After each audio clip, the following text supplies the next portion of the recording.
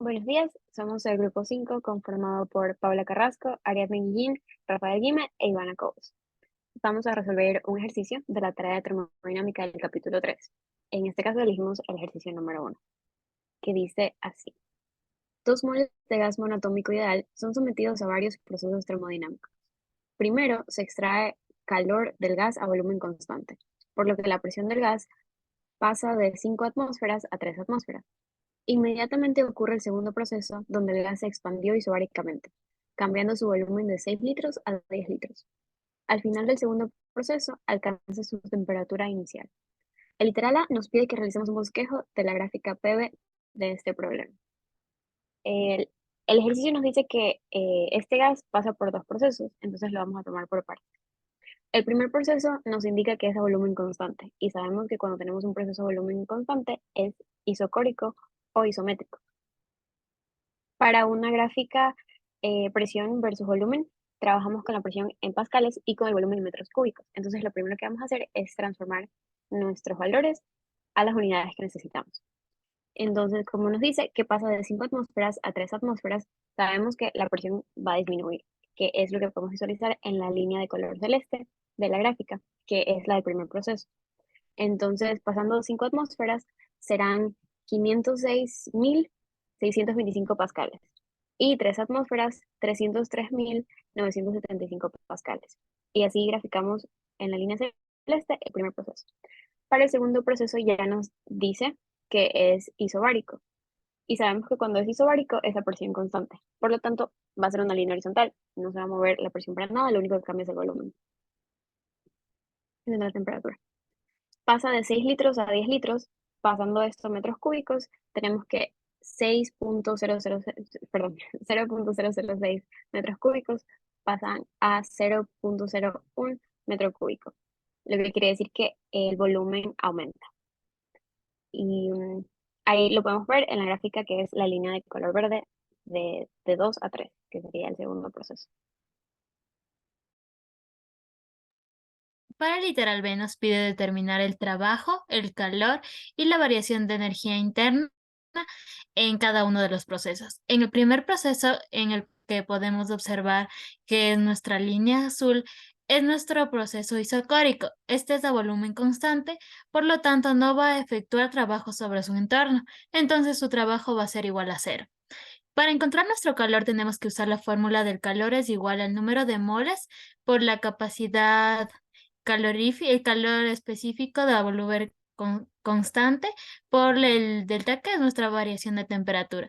Como en este caso no tenemos nuestra temperatura, vamos a usar la ley de gases ideales, que es igual a la presión por volumen y es igual al número de moles por la constante R y por la temperatura.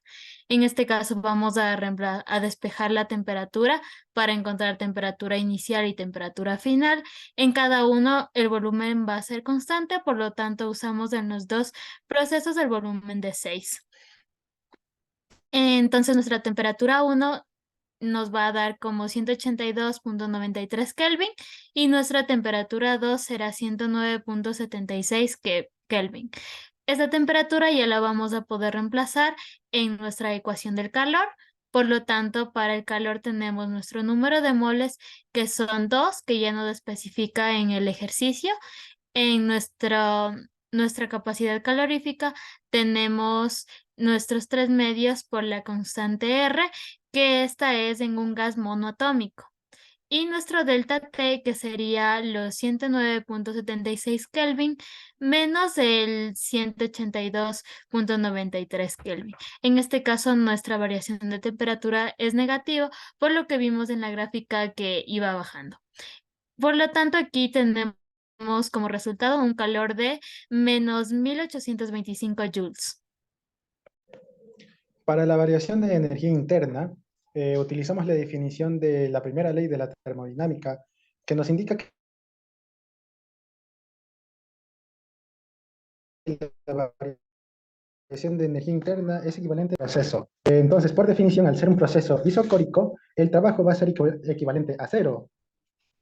Es decir, que la variación de energía interna va a ser igual a el calor que ya previamente identificamos. Es decir, nuestra variación de energía interna va a ser menos 1825 joules.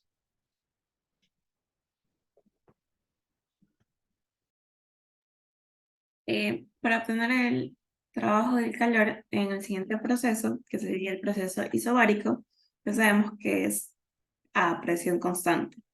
Podemos verlo en la gráfica, que la presión constante sería 303.975 pascales. Obtenemos el trabajo que sería igual a la presión por la variación del volumen, que sería volumen final menos volumen inicial. Tenemos que nos da un trabajo de 1216 joules. Por otro lado, para obtener el calor, iniciamos sacando las temperaturas con la fórmula de gases ideales, que sería presión por volumen igual a número de moles por la constante R por temperatura. Vamos a sacar la temperatura en el punto 2 y la temperatura en el punto 3. Tenemos ya convertido a atmósferas la presión.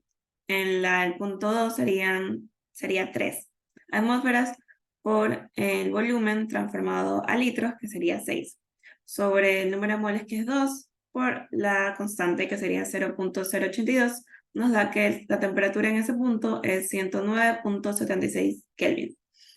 En el punto 3 tenemos que serían 3 atmósferas por 10 litros sobre 2 moles por la constante R. Tenemos que la temperatura 3 sería 182.93 Kelvin. Lo que podemos concluir que su temperatura final va a ser igual al inicial, que fue obtenida en el literal A. Como aquí vemos, la temperatura 1 también es 182.93 Kelvin. Y para finalizar, obtenemos el calor usando la fórmula del calor, que sería número de moles por el calor específico a presión constante por la variación de temperatura. Tenemos que serían 2 moles por 5 medios por la constante R, que sería este valor porque es monoatómico. Por la variación de temperatura que la obtuvimos aquí, sería 182.93 kelvins menos 109.76 kelvins, lo que nos da un valor del calor de 3042 joules. Para este ejercicio también nos pide sacar la variación de energía interna, que aplicando la misma ley de la primera ley de la termodinámica, obtenemos que esta diferencia de energía interna va a ser el calor ya identificado con el trabajo también previamente identificado. Reemplazando los valores, tenemos que la diferencia de energía interna va a ser 3042 menos 1216, dándonos un valor total de 1826 joules. Gracias.